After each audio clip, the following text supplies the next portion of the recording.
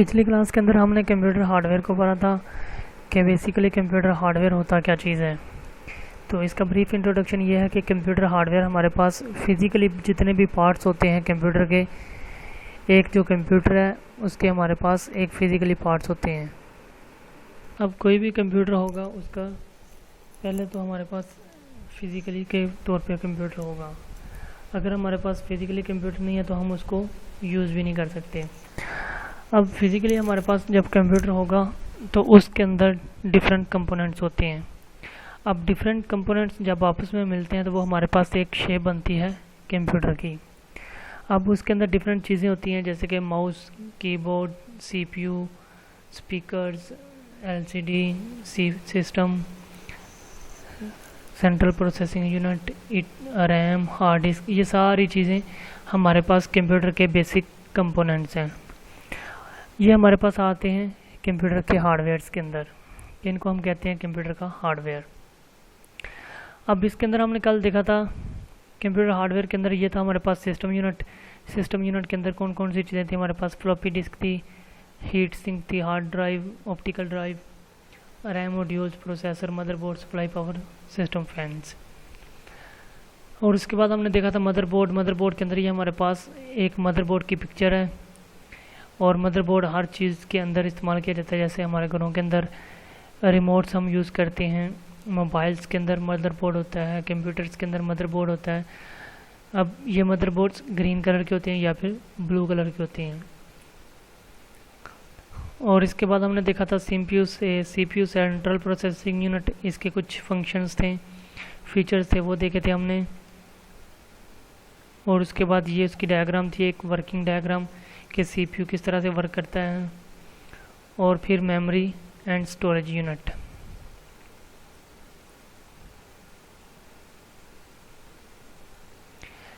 Class हमने यहाँ तक पढ़ा था।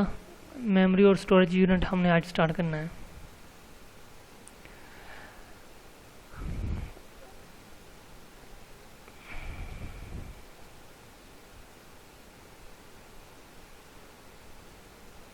कंट्रोल यूनिट से हमने आज स्टार्ट करना है। अच्छा क्लास हमारे पास था कंट्रोल यूनिट।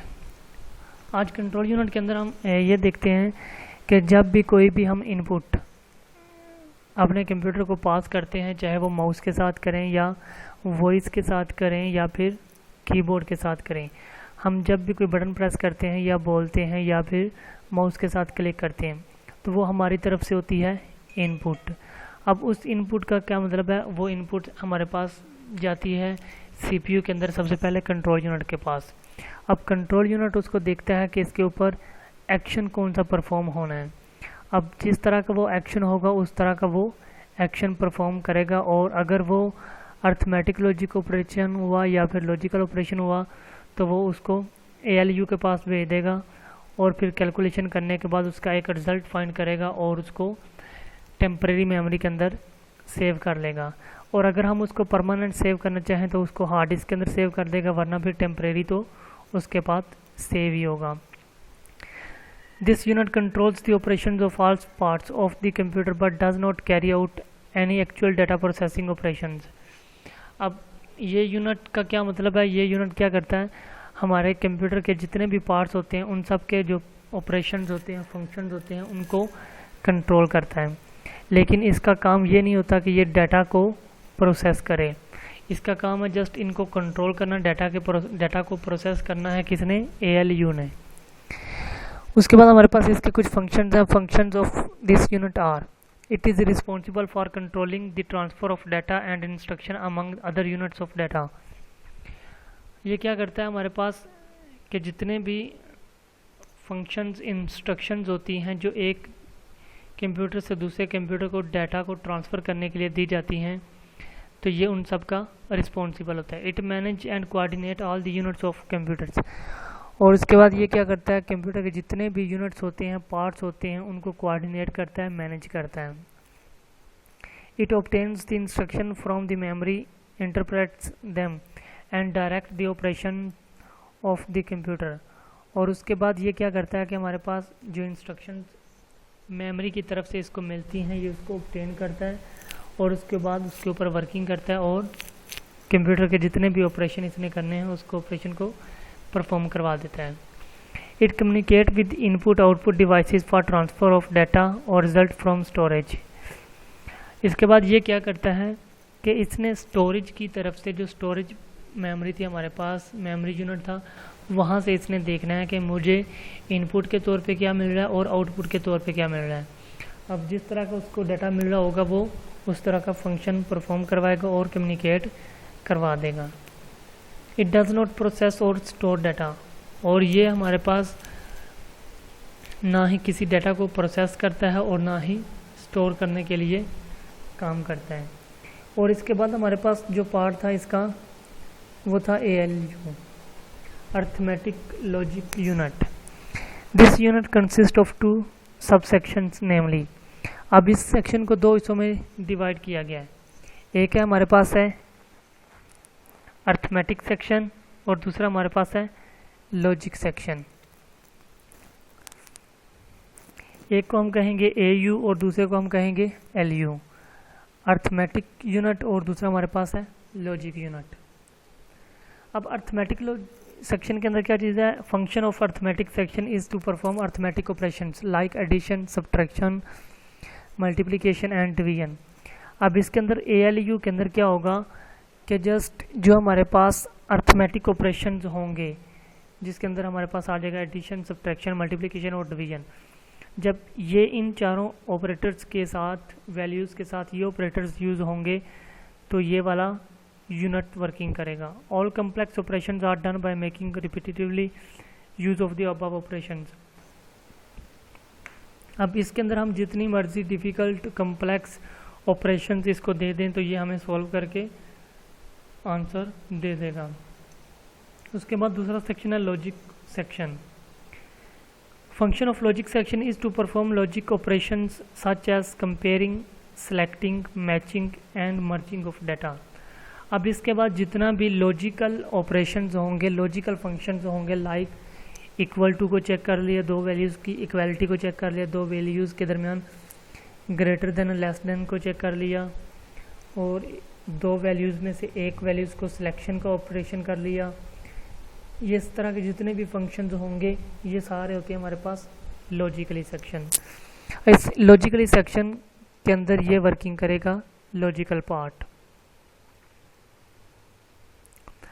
अब उसके बाद आता है हमारे पास memory. Memory is the faculty of brain by which information is encoded, stored and retrieved when needed.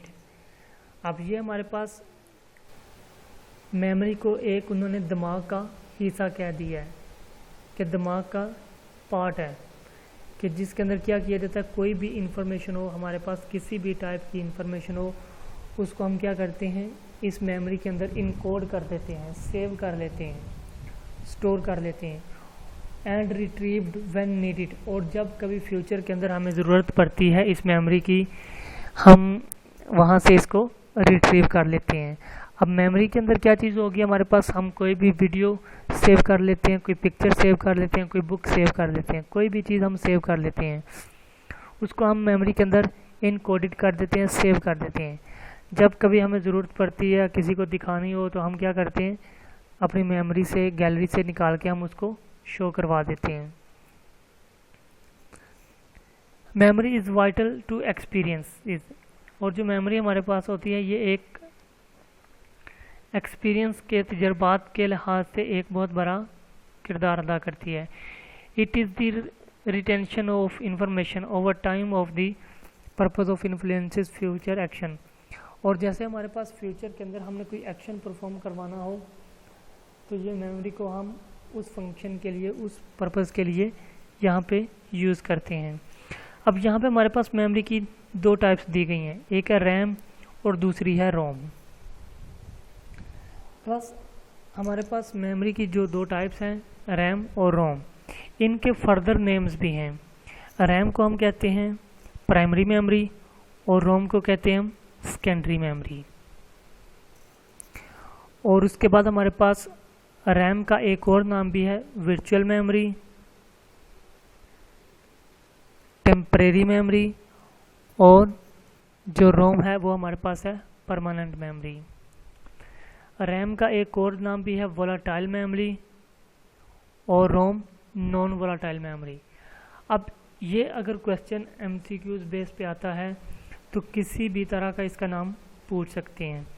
RAM के 3 नाम यूज़ किए जाते हैं, RAM, random access memory, volatile memory और प्राइमरी मेमोरी।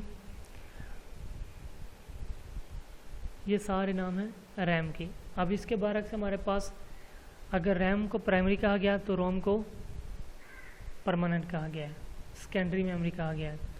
रैम को टेम्परेरी कहा गया तो रोम को परमानेंट कहा गया है। रैम को वोलाटाइल कहा गया है तो रोम को नॉन वोलाटाइल कहा गया है। अब इस तरह हमारे पास रैम की फर्दर 2 टाइप्स हैं, एक है एस रैम और डी रैम। एक और टाइप भी है लेकिन यहाँ पे 2 शो हो रही हैं, वो हमारे पास है M RAM, S RAM, D RAM और एम रैम। जबकि हमारे पास रोम की 3 टाइप्स हैं, P ROM, E P ROM और ई पी रोम। अब हम इनको आगे देख लेते हैं कि ये क्या चीज़ हैं। क्लासिफिकेशन ऑफ कंप्यूटर मेमोरी सबसे पहले आती है हमारे पास RAM, random access memory. RAM stands for random access memory, it is also called direct access memory. इसको हम क्या कहते हैं, डायरेक्ट एक्सेस मेमोरी भी कह सकते हैं। That each individual byte in entire memory can be access directly, क्योंकि इसके अंदर जितने भी बाइट्स होते हैं, जितने भी पार्ट्स होते हैं मेमोरी के, जो चंक्स बनाए होते हैं, वो उसको हमारा कंप्यूटर डायरेक्ट एक्सेस कर लेता है। RAM is use to store data and instruction temporarily. अब रैम के अंदर हम कोई भी डाटा सेव करते हैं या हमारा डाटा सेव होता है, इंस्ट्रक्शन सेव होती हैं, वो टेम्परेरी तौर पे सेव होती हैं। अब program must be loaded into RAM before instruction executions. अब कोई भी हम प्रोग्राम या सॉफ्टवेयर को जब भी रन करते हैं तो वो सबसे पहले लोड होता है कहाँ पे, रैम के ऊपर, और फिर एग्जीक्यूट होता है। RAM is a volatile memory, और रैम को हम वोलाटाइल मेमोरी भी कहते हैं। It means that its contents are lost when the power is turned off। और इसका मतलब हमारे पास है कि जब भी हमारा कंप्यूटर पावर ऑफ होता है, टर्न ऑफ होता है, तो हम इसके अंदर जितने भी कंटेंट्स होते हैं वो सारे लॉस्ट हो जाते हैं। RAM is a read write memory. CPU can read data from RAM and right data from two is called the main memory और प्राइमरी मेमोरी। अब ये हमारे पास जब भी हमारे कंप्यूटर ने या किसी भी रैम ने कोई भी चीज़ को प्ले करना है तो उसने सबसे पहले इंस्ट्रक्शन को राइट करना है कि इसके अंदर हमारे पास डाटा राइट होता है, और इसको हम मेन मेमोरी भी कहते हैं और प्राइमरी स्टोरेज भी कह सकते हैं। अब देखो यहाँ पे इसके कितने नाम्स यूज़ किए गए हैं। एक है random access memory, temporary memory, main memory, primary memory, volatile memory, different नाम्स यूज़ किए गए हैं। अब उन्होंने एमसीक्यूज़ के अंदर कंफ्यूज करने के लिए इनके अंदर इनमें से कोई भी नाम चूज़ करके वो एमसीक्यूज़ बेस पे पूछ सकते हैं। RAM plays very important role in the processing speed of the computer. अब कंप्यूटर की स्पीड हमारे पास जब भी हम इंक्रीज़ करना चाहें तो उसमें सबसे ज़्यादा इम्पोर्टेंट पार्ट और रोल किसका है, रैम का।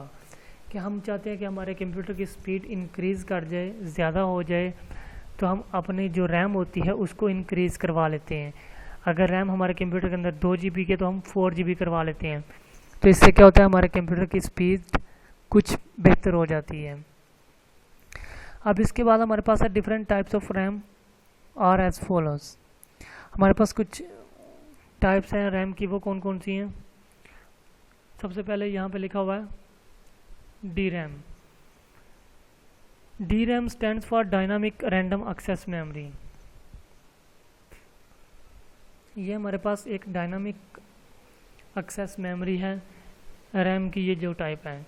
It is used in most of the computer. ये सबसे ज़्यादा कंप्यूटर्स के अंदर यूज़ होने वाली रैम की टाइप है। It is least expensive kind of RAM, और ये सबसे सस्ती तरीन जिस रैम की किस्म है। It requires an electric current to maintain its electrical state. अब ये जो रैम जब वर्किंग करती है तो इसके इलेक्ट्रिकल स्टेट्स होती हैं, ये उनके साथ मिलके वर्किंग करती है।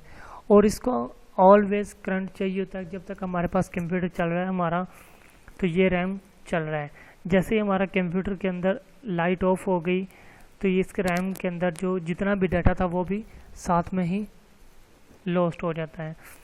The electrical charge of D RAM decreases with time that may result in loss of data.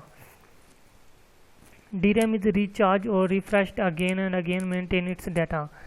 अब जो हमारे पास रैम की ये जो टाइप होती है, ये ऐसी टाइप है कि जिस कंप्यूटर के अंदर ये रैम लगी होगी डी रैम, उस कंप्यूटर के अंदर क्या होगा कि जैसे उसको जब तक उसको लाइट मिल रही है, करंट मिल रहा है, तो हमारा ये कंप्यूटर चल रहा है। और ये उसकी कुछ टाइम लिमिट होती है कि इतनी देर के लिए ये खुद को रिचार्ज करता है और इसको कंटिन्यू साथ साथ में करंट मिलता रहता है। और जैसे ही इसका चार्ज खत्म होता है दोबारा से फिर आप खुद को रिफ्रेश कर लेता है, रिचार्ज कर लेता है। और जब तक इसको लाइट मिलती रहती है ये रिचार्ज करता रहता है खुद को, अगेन एंड अगेन रिचार्ज करके रिफ्रेश करता रहता है और हमारा काम चलता रहता है। और इसलिए यह रैम की जो टाइप है ये हमारे पास स्लो टाइप की काउंट की जाती है, क्योंकि इसको बार बार खुद को रिफ़्रेश करना पड़ रहा होता है, रिफ़्रेश करना पड़ता है। और जब ये रिफ़्रेश हो रहा होता है उस वक़्त ये कोई भी प्रोसेसिंग नहीं कर रहा होता, ये खुद को रिफ़्रेश करने में टाइम लगा देता है। अब जैसे कि हम कंप्यूटर्स के अंदर कुछ फाइल्स ओपन की हुई हैं, इसकी रियल लाइफ के अंदर हम एग्जांपल देखते हैं। जैसे हम कुछ कंप्यूटर्स के अंदर फाइल्स 2-3 इकट्ठी ओपन करते हैं, या हम मोबाइल्स के अंदर 2-3 सॉफ्टवेयर वगैरह इकट्ठे स्टार्ट करते हैं, तो क्या होता है कि your application is not responding, कि हमें ये ऑप्शन आ जाता है कि रिस्पॉन्डिंग नहीं कर रहा, या सर्चिंग का ऑप्शन बार बार आ रहा होता है, वेटिंग का ऑप्शन आ रहा है हमें। तो ये उसका मतलब ये है कि हमारी जो रैम थी उसको इलेक्ट्रिक चार्ज मिल रहा है और वो खुद को रिचार्ज और रिफ्रेश कर रही है, इसलिए ये हमारे पास इतना टाइम ले रहा है। उसके बाद इसकी जो दूसरी टाइप है उसके अंदर क्या चीज़ है हमारे पास, S RAM, static random access memory. ये हमारे पास है static random access memory. It can store data without any need of frequent recharging. अब ये जो रैम की टाइप है इसको बार बार खुद को रिचार्ज करने की ज़रूरत नहीं पड़ती, ये सिर्फ खुद को एक बार रिचार्ज करता है और जब तक हमारा कंप्यूटर चलता है ये रिचार्ज रहता है। CPU does not need to wait to access data from SRAM during processing. और इसके अलावा जब भी हमारे पास CPU को बार बार SRAM से डाटा को एक्सेस करने की ज़रूरत नहीं पड़ती। That is way it faster than DRAM। और यही वजह है हमारे पास कि ये DRAM से ज़्यादा फास्ट है। It utilize less power than DRAM। और ये हमारे पास DRAM से कम पावर रखती है। SRAM is more expensive. और ये SRAM बहुत ज़्यादा एक्सपेंसिव है। It is normally use to build a very fast memory known as cache memory. और ये हमारे पास मेमोरी कंप्यूटर की रैम के साथ एक और मेमोरी यूज़ की जाती है जिसको हम कहते हैं कैशे मेमोरी। ये मेमोरी की वो वाली टाइप है क्योंकि ये CPU के बिल्कुल करीब होती है और इसकी स्पीड रैम से ज़्यादा फास्ट होती है।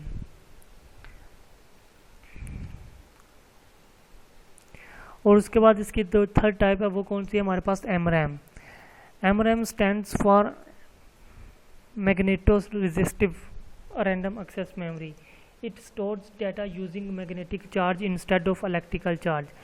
अब इसको जो मैग्नेटिक चार्ज चाहिए होता है खुद को चार्ज करने के लिए, इसको इलेक्ट्रिकल चार्ज नहीं चाहिए, इसको मैग्नेटिक चार्ज चाहिए होता है। मैं MRAM uses for less power than other RAM technologies, so it is ideal for portable devices. और जो हमारे पास लैपटॉप्स के अंदर यूज़ की जाती है वो रैम की ये वाली टाइप है MRAM, magneto resistive random access memory. हमारे जितने भी लैपटॉप्स हम यूज़ करते हैं या मोबाइल्स हैं या टैबलेट्स हैं उनके अंदर MRAM डिवाइस यूज़ की जाती है, क्योंकि इसको इलेक्ट्रिकल चार्ज नहीं चाहिए होता है, इसको मैग्नेटिव चार्ज चाहिए होता है, और ये मैग्नेटिव चार्ज उससे कंटिन्यूस लेता रहता है और हमारा काम चलता रहता है। It also has greater storage capacity, और इनकी स्टोरेज कैपेसिटी भी हमारे कंप्यूटर्स की निस्बत लैपटॉप्स की ज़्यादा होती है। It has faster access than RAM, और रैम की बाकी जितनी भी टाइप्स हैं उन सब से ज़्यादा ये वाली रैम की टाइप ज़्यादा फास्ट है। It retains it's contents when power is removed from computer, और जब कभी हमारा कंप्यूटर शट डाउन हो जाता है, चलता चलता अचानक स्लीप मोड पे चला जाता है, या हम अपने मोबाइल को स्लीप मोड में कर लेते हैं, तो उससे क्या होता है, हमारी जो रैम होती है वो स्लीप मोड में चली जाती है, हमारा जो कंप्यूटर होता है वो स्लीप मोड में चला जाता है, लेकिन हमारे जो उसके ऊपर कंटेंट्स होते हैं वो लॉस नहीं होते। कंप्यूटर की ये टाइप, हमारे पास रैम की ये टाइप लैपटॉप्स के अंदर, मोबाइल्स के अंदर, टैबलेट्स के अंदर यूज़ की जाती हैं। उसके बाद क्लास हमारे पास है ROM, read only memory. ROM को हम हार्ड डिस्क को हम रोम कहते हैं। ROM stands for read only memory. The instructions in ROM prepare the computer for use, और जो इंस्ट्रक्शंस होती हैं हमारे पास कंप्यूटर को यूज़ करने की, वो टेम्परेरी स्टोर की जाती हैं रोम के ऊपर, क्योंकि जब हम विंडो को इंस्टॉल करते हैं तो विंडो की जितनी भी इंस्ट्रक्शंस हैं कि विंडो के कौन सा फंक्शन कंप्यूटर के कौन से पार्ट को चलाएगा, कौन से कंपोनेंट को रन करेगा, तो ये सारी रैम के अंदर इंस्ट्रक्शंस स्टोर होती हैं। These instructions can only be read but can not be changed और डिलीटेड, और ये जो इंस्ट्रक्शंस होती हैं, जो मेमोरी हमारे पास कोई भी सॉफ्टवेयर हम इंस्टॉल करते हैं तो उसकी जो सेटअप फाइल्स होती हैं वो जस्ट रीड की जाती हैं, उनके अंदर हम चेंजिंग नहीं कर सकते और ना ही हम डिलीट कर सकते हैं। It is not possible to write new information और instruction into the ROM. ROM stores data and instructions permanently, और रोम की कुछ टाइप्स हैं जिनके अंदर हम डाटा को ना तो चेंज कर सकते हैं ना ही दोबारा से क्रिएट कर सकते हैं। जस्ट एक बार हम डाटा को सेव कर लें तो हमारे लिए इनफ होता है, इसके बाद हम ना उसके अंदर चेंजिंग कर सकते हैं ना उसको डिलीट कर सकते हैं। When the power is switched off, the instructions stored in ROM are not lost. Therefore, ROM is called non-volatile memory.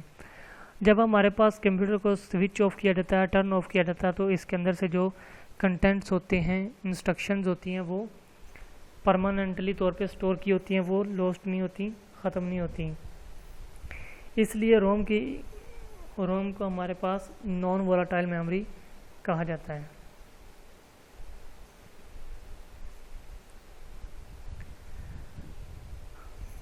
अच्छा क्लास, इसके बाद आती है हमारे पास different types of ROM are as follows, कि रोम की हमारे पास कुछ डिफरेंट टाइप्स होती हैं।